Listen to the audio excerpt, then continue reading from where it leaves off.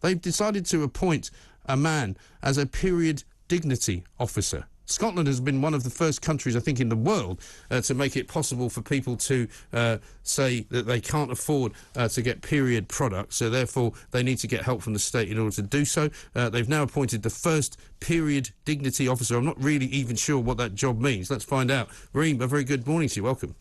Good morning. Thank you for having me on, Mike. Not at all. I mean, it's a bit of a weird story, this, isn't it?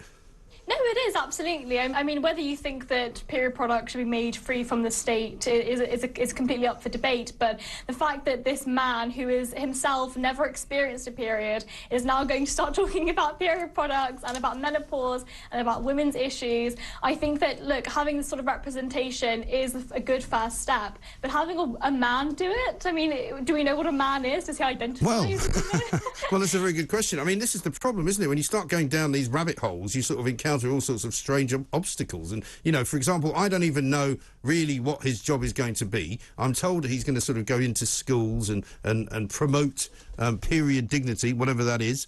He's also apparently going to be in a position to go to different sort of companies, perhaps, and talk to different groups. But it seems to me to be a pretty easy job to get paid £36,000 of public money for. It does, absolutely, and that seems to be a common occurrence with government, where we spend extreme amounts of money on really nonsensical jobs. I mean, look, I do think that this job is important. I think that spreading awareness is important, and I think that the idea behind appointing a man was that it would reduce the stigma. I think that that's completely incorrect. I mean, women are the people that are actually affected by periods. We're actually people that experience it. The fact that this man is now parading around schools explaining to us what a period is and how we're going to deal with it ourselves, I just think is really, really silly. Yeah, and I imagine as a young woman, you know, of, say, I don't know, 13, 14 years of age, the last thing you want is to talk about your period to a bloke. Absolutely. I remember being that age, and I was absolutely petrified to speak about it to even my own family, let alone this strange man, the government official, coming into schools and telling us what to do.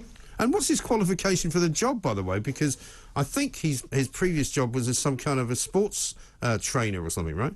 Yeah, absolutely. These sorts of people sort of conflict sports science with these sort of periods and sort of menstrual cycle and women's health. I think that they're very separate things. Just because you're able to sort of talk about sports science and your physical health doesn't necessarily mean that you actually understand what the experiences of women are every single day. No, exactly right. And Scotland is, I think, one of the, if not the first country in the world to recognise what they're calling period poverty. Is that really a thing, though? I think that when you look at the stats, there are certainly women that can't afford period products themselves. I do believe that there are a lot of stores that say, you know, if a woman is sort of caught stealing period products, they won't, you know, persecute them. So there are sort of a lot of sort of philanthropic people that will support with that. I personally don't think that the state should be providing free period products for everybody. I think that that's a waste of taxpayer money, especially when most people can afford it. I also think that there's a lot of choice. You know, we have the free market, we have different choices. We've got menstrual cups, tampons, sanitary towels. There is so much choice out there, and that choice shouldn't be provided by the government. It should be provided by the market, because we're consumers at the end of the day. Just as it is a necessity, but just like food is a necessity, we shop in the market for it. Well, that's the thing. I mean, you know, I'm all for helping those people who are disadvantaged, but up to a point, you know, because otherwise you'll be buying everything for you. You know, you can't afford a car, have a car. You know, you can't afford a toothbrush. Car. Yeah, you can't afford a toothbrush. Here's a free toothbrush.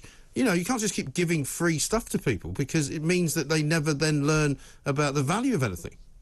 Completely agree, but also it's not free. We're still paying for it in taxpayer money. We've got the highest tax burden in 70 years. We're paying extortionate amounts of tax, and I think that spending money on things like this is, I think it has, you know, sort of the good intentions behind it, but actually, in effect, it isn't going to be helping many people. No, I think that's absolutely right. And I mean, is this likely to become a thing across Scotland then? I mean, this is Dundee Council. As I said, they've got one of the worst records on heroin and drug abuse, I think, in Western Europe, if not the world. Don't you think they've got more important things to worry about? Definitely, I don't necessarily think that we have to prioritise sort of drug deaths over period poverty if it is a particular issue.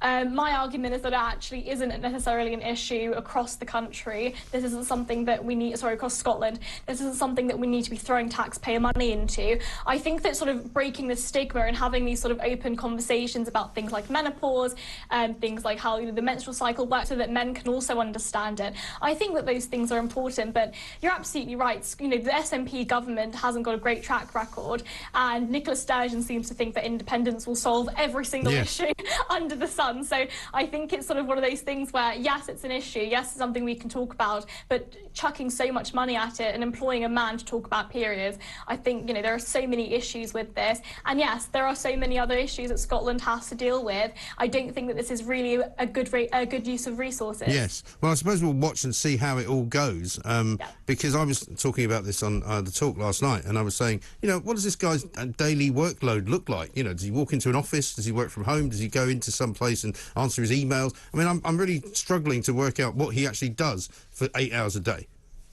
Yeah, I mean, I don't think we really know yet because he was just recently appointed. I think it'll be really interesting to see what the actual output is. I think that a lot of us will have our eyes on him and really trying to see what sort of policies they come out with and what sort of advocacy they do. I think it'll be quite odd seeing him walk around schools, telling young girls about periods, but there we go. Yeah, I think it's going to be a strange old year up in Dundee, I have to say.